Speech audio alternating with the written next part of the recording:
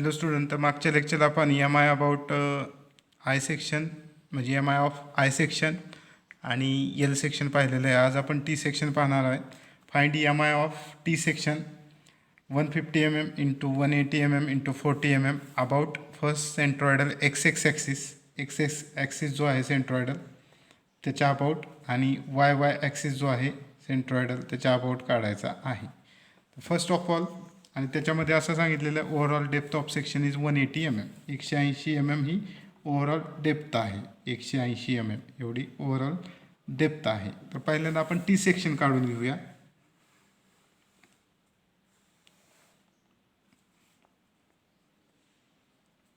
Suppose हा B, हा O, this is A, this is O A and this is O B. आता T section आहे. हा जो वरचा भाग असतो ह्याला आपण फ्लॅंज म्हणतो, आपण. आणि हा जो खालचा भाग आहे हा ह्याला आपण वेब म्हणतो, ओके, हे लक्षात घ्या. आता बघा ह्याच्यामध्ये 150 mm म्हणजे विड्थ दिलेली आहे. ही 150 mm आहे, ही विड्थ आहे. दिस इज विड्थ 150 mm, ही विड्थ आहे. ही ओव्हरऑल विड्थ जी दिसते ती 150 mm आहे. Okay, 150 mm into 180 mm. तर ओव्हरऑल डेप्थ दिलेली आहे म्हणजे टोटल डेप्थ या टी सेक्शनची टोटल डेप्थ दिलेली आहे 180, 180. ओके, इंटू 40 म्हणजे ही थिकनेस आहे. ही 40 थिकनेस आहे. 40 इथं पण 40. मला सांगा आता हे डेप्थ किती असेल? 180 मधनं ही 40 डेप्थ गेल्याच्या नंतर ही किती असेल? ही राहिलेली किती राहणार आहे? 140. हे पहिल्यांदा करून घ्यायचं आहे. हे करून घेतल्याच्या नंतर आपण इथे एक रेष ओढू असे. म्हणजे आपल्याला काय झालेलं आहे? दोन रेक्टँगल झालेले आहेत. हा पहिला रेक्टँगल, हा दुसरा रेक्टँगल. हा पहिला रेक्टँगल आणि हा दुसरा रेक्टँगल. ओके, आता मग पहिला जो रेक्टँगल आहे तो किती बाय कितीचा आहे? 150/40चा आहे. मग A1 काय येईल? A1 म्हणजे area of rectangle number 1. So width is 150 into 40 depth. This is the area of rectangle mm². 6000 येतं आहे. कॅल्क्युलेटरचा वापर करा. Next A2 is area of rectangle 2. दुसरा रेक्टँगल किती बाय कितीचा आहे? 40/140. 40 विड्थ आणि 140 डेप्थ आहे. सो 40/140, 5600 mm² हा त्याचा एरिया येतो, एरिया ऑफ रेक्टँगल 2. ओके, हे झालं, एरिया काढलेला आहे. आता आपण काय करूया? हा 1 नंबरचा सेक्शनचा G1 पॉईंट म्हणजे सेंट्रॉयडल पॉईंट आणि 2 नंबरचा जो रेक्टँगल आहे त्याचा G2 पॉईंट म्हणजे सेंट्रॉयडल पॉईंट लोकेट करूया. त्यासाठी काय करूया आपण? अशी एक रेष मारू. तर हा झाला G1, 1 नंबरच्या सेक्शनचा G1. तसंच आपण इथं एक हा जो रेक्टँगल नंबर 2 आहे तिथं अशी आपण एक रेष मारू. हा झाला G2, ओके. आता आपल्याला काय मिळालं? हा जो ॲक्सिस आहे हा झाला G1 मधून पास होतो x1 हा ॲक्सिस झाला आडवा. आणि हा झाला x2 हा ॲक्सिस झालेला आहे. x2 ॲक्सिस झालेला आहे जो G2 मधून पास होतो. आता तुम्ही पहा y1 आणि y2 हा जो ॲक्सिस आहे हा काय होतोय? एकाच लाईनवर येतोय म्हणजेच y ॲक्सिस आहे. y1 हा जो पास होतोय तोच y2 आहे. म्हणजे एकाच लाईनवर एकाच ॲक्सिसवर G1 आणि G2 पॉईंट येत आहेत म्हणून y ॲक्सिस आपण इथं म्हणूया. अर्थात G पॉईंट इथे येणार आहे. म्हणजे याचा अर्थ काय की this figure T section is symmetrical about y axis. त्यामुळे G1 आणि G2 एका रेषेमध्ये y ॲक्सिसच्या आलेले आहेत. इकडची बाजू आणि इकडची बाजू ही सेम आहे. त्यामुळे y1 ॲक्सिस आणि y2 ॲक्सिस हे एकमेकाला कोइन्साइड होतात, एकावर एकच येतात म्हणजे y ॲक्सिस आहे. Because this figure is symmetrical about y axis. इकडची बाजू आणि इकडची बाजू सेम आहे. ठीक आहे. आता आपण G1 G2 जे लोकेट केलेलं आहे त्याचं x1 x2 काढूया. x1 काय असेल? x1 म्हणजेच काय की ह्या बी पासून ह्या G1 पॉईंटचं अंतर, ह्या बी ॲक्सिस पासून ह्या G1 पॉईंटचं अंतर किती असेल? टोटल आहे 150, त्याच्या निम्म येणार आहे कारण सेंट्रॉइडल पॉईंट कुठं असतो, सेंटरला असतो. तर हे जे 150 आहे त्याच्या निम्म येणार आहे टोटल. म्हणजे हे बी पासून हे x1 अंतर येणार आहे. किती येणार आहे, 150/2. म्हणजे x1 किती आलेलं आहे, 75 mm. ओके.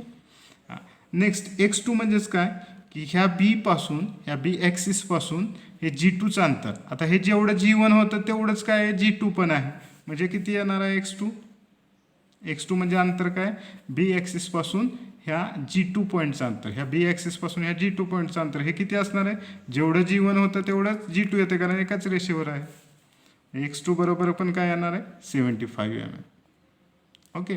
आता एक्स बार काढूया आपण. एक्स बार बरोबर आपल्याला माहिती आहे, एक्स बार बरोबर काय असतं, तर A1 x1 plus A2 x2, 2 section असल्यामुळे A1 x1 plus A2 x2 upon A1 plus A2. म्हणजेच काय झालं, A1 किती आहे, 6000 इंटू x1 किती आहे, 75 प्लस A2 किती आहे, 5600 इंटू x2 किती आहे, 75 अपॉन A1 किती आहे, 6000 प्लस 5600 म्हणजे ह्याचं एक्स बारचं आन्सर काय येतं, 75 mm. बघा तुम्हाला एक लक्षात आलं असेल की x1 x2 आणि एक्स बार ह्यांच्या किमती काय आलेल्या आहेत, सेम आलेल्या आहेत. म्हणून हे वाय वाय ॲक्सिसच्या अबाउट हे सिमेट्रिकल असल्यामुळं x1 जे डिस्टन्स आहे तेच x2 आलेलं आहे, तेच एक्स बार हे डिस्टन्स आलेलं आहे. Because this figure is symmetrical about Y Y axis. Similarly आपण आता y1 y2 काढूया. y1 बरोबर काय असणार आहे, y1 म्हणजे काय, y1 म्हणजे हे G1 जो पॉईंट आहे, हे G1 जो पॉईंट आहे त्याचं OA पासूनचं अंतर म्हणजेच y1 असणार आहे. म्हणजेच OA पासून हे जे अंतर आहे ते काय असणार आहे, y1 असणार आहे. y1 बरोबर किती येईल, तर 140. बघा 140 प्लस 40च्या निम्म, कारण हा सेंटर पॉईंटवर आलेला आहे, 40च्या निम्म्या पॉईंटवर आलेला आहे, सेंटर पॉईंटवर आलेला आहे 40च्या. म्हणजे हे 40च्या निम्म प्लस हिथून हे अंतर, ही OA पासून G1चं अंतर आपल्याला काढायचं आहे, म्हणजे y1 काढायचं. हा झाला y1. OA पासून G1चं अंतर म्हणजे y1 झालेलं आहे. म्हणजे हे 140 आहेच आहे, हे 140 आहेच आहे, OA पासून हे अंतर 140 आहेच आहे. प्लस काय करावं लागेल, हे G1 म्हणजेच काय असणार आहे, 40च्या निम्म असणार आहे, हे 20. ठीक आहे. म्हणजे y1 बरोबर किती आलं, y1 बरोबर हे 140 प्लस 40च्या निम्म, म्हणजे आपल्याला आलेलं आहे 160 mm y1 आलेला आहे.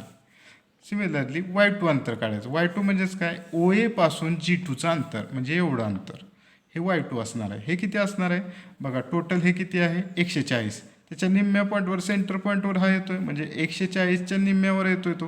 हा रेक्टँगल जो दिसतोय तो टोटल त्याची डेप्थ आहे 140.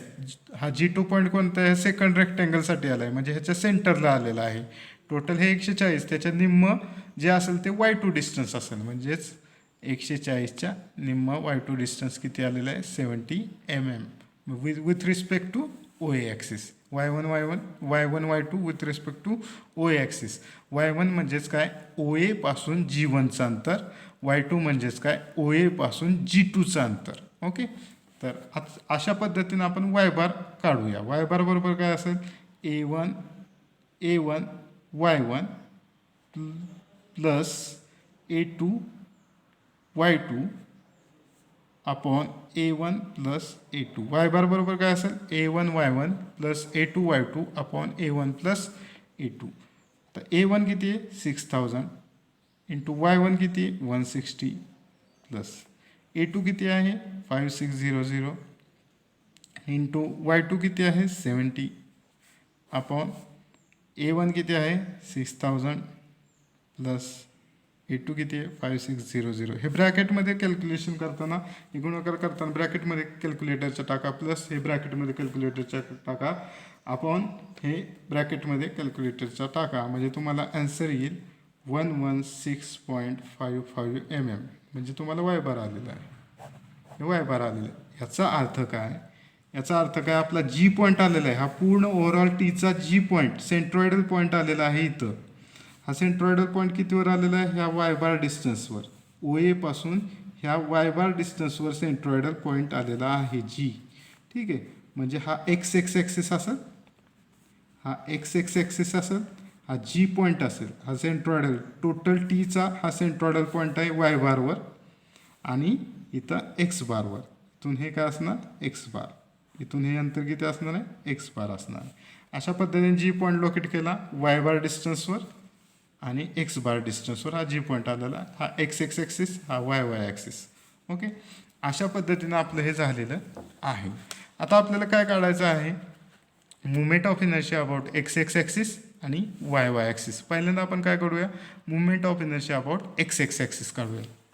सो आय एक्स एक्स बरोबर I x1 plus I x2 I x1 plus I x2.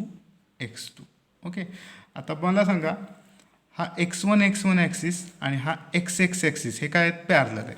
तसंच हा एक्स एक्स ॲक्सिस आणि हा x2 ॲक्सिस हे काय आहेत पॅरलल आहेत. म्हणजे इथं पॅरलल ॲक्सिस थेरम आपण वापरू शकतो. पॅरलल ॲक्सिस थेरम जर आपण वापरला तर काय येईल, IG1 प्लस A1H1 पहिला प्लस IG2 प्लस A2H2.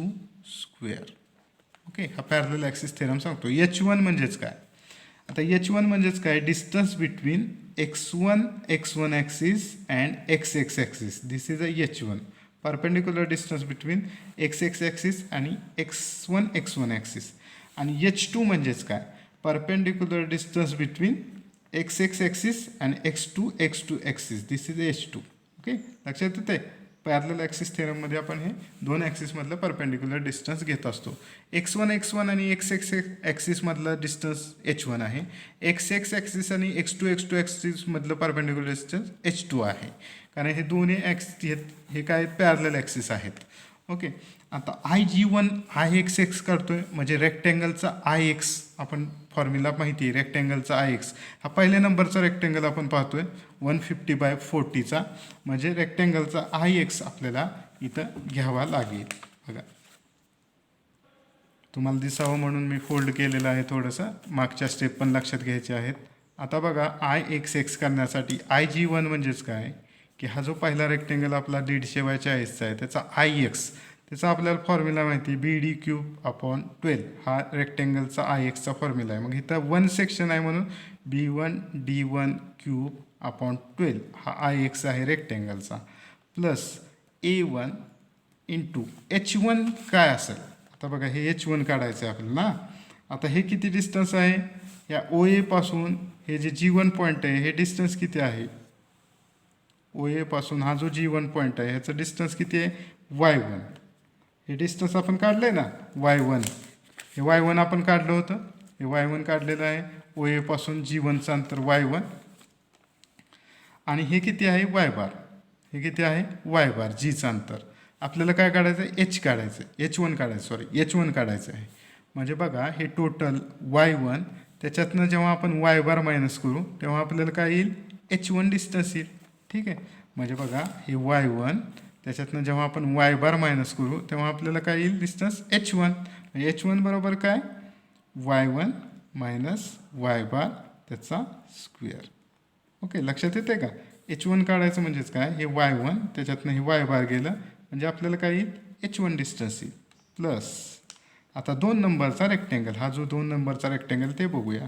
इथं काय येणार आहे आय एक्स येणार आहे, x2चा आय एक्स म्हणजेच काय ह्या रेक्टेंगलचा आय एक्स म्हणजेच B2 2 नंबरचा सेक्शन असल्यामुळे B2D2³ plus A2 in bracket H2चा स्क्वेअर. आता H2 म्हणजेच काय असेल हे डिस्टन्स.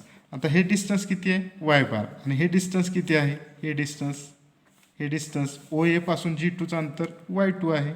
बघा OA पासून G2चं अंतर आपण काढलेलं आहे Y2, म्हणजेच हे Y2 आणि हे Y बार. बघा Y बारमधून जेव्हा Y2 मायनस करू तेव्हा काय येईल H2 येईल.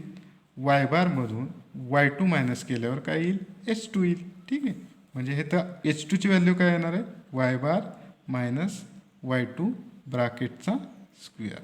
आता सिम्पली काय करायचं आपल्याला व्हॅल्यू पुटअप करायच्या आहेत. हे समजलं असेल तर मी अनफोल्ड करतो. आता बघा सिम्पली आपल्याला काय करायचं व्हॅल्यू पुटअप करायचं. पहिला जो रेक्टेंगल आहे त्याच्यात बी किती आहे, बी म्हणजे विड्थ 150 आणि डी किती आहे 40. बी म्हणजे विड्थ किती आहे 150 आणि डेप्थ किती आहे 40चा क्यूब अपॉन 12 प्लस A1 किती काढलेला आहे आपण A1 बघा A1 आपण 6000 काढलेला आहे 6000. सो ब्रॅकेटमध्ये टाकतो 6000 इन ब्रॅकेट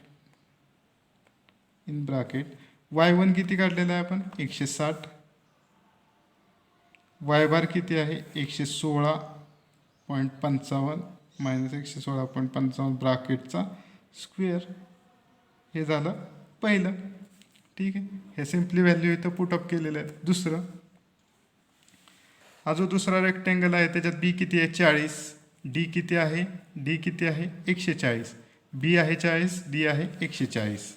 म्हणजेच बी आहे 40, डी आहे 140 त्याचा क्यूब अपॉन 12 प्लस ब्रॅकेट टाकतो याला परत A2 किती 5600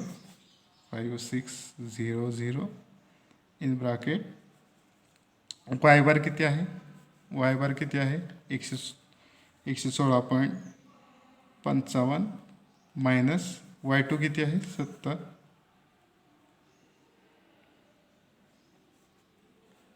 ब्रॅकेटचा स्क्वेअर. ओके, 116.55 मायनस 70 ब्रॅकेटचा स्क्वेअर. सिम्पली व्हॅल्यू पुटअप करायच्यात आणि कॅल्क्युलेशन करायचं आहे. ह्याच्यावरनं आपल्याला काय येईल IXX.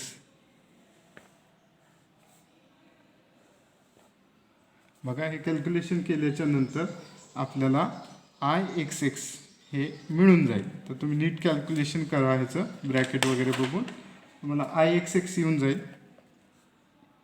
33.40 इंटू 10⁻⁶ आणि आयचं युनिट जे आहे MIचं ते mm⁴. हे पहिलं आन्सर झालेलं आहे आपलं. IXX आपण काढलेला आहे. आता आपल्याला काय काढायचं दुसरं IYY. आता बघा IYY जेव्हा काढायचं आहे तर इथं ॲक्च्युली पॅरलल ॲक्सिस थेरम येणार नाही, पण तरी आपण जर वापरला तर काय येते पाहूया. इथं पॅरलल ॲक्सिस काय येणार नाही कारण Y1 Y2 आणि YY ॲक्सिस हे एकमेकाला काय आहेत कोइन्साइड आहेत, एकावर एक आलेले आहेत, एकच आहेत. त्याच्यामुळे त्याच्यामध्ये पॅरलल नाहीच आहे. Y1 Y2 हे एकमेकाला पॅरलल नाहीच आहेत. त्यामुळे इथं पॅरलल ॲक्सिस थेरम नाही वापरला तर चालेल, पण जरी वापरला तर काय येईल ते आपण पाहूया.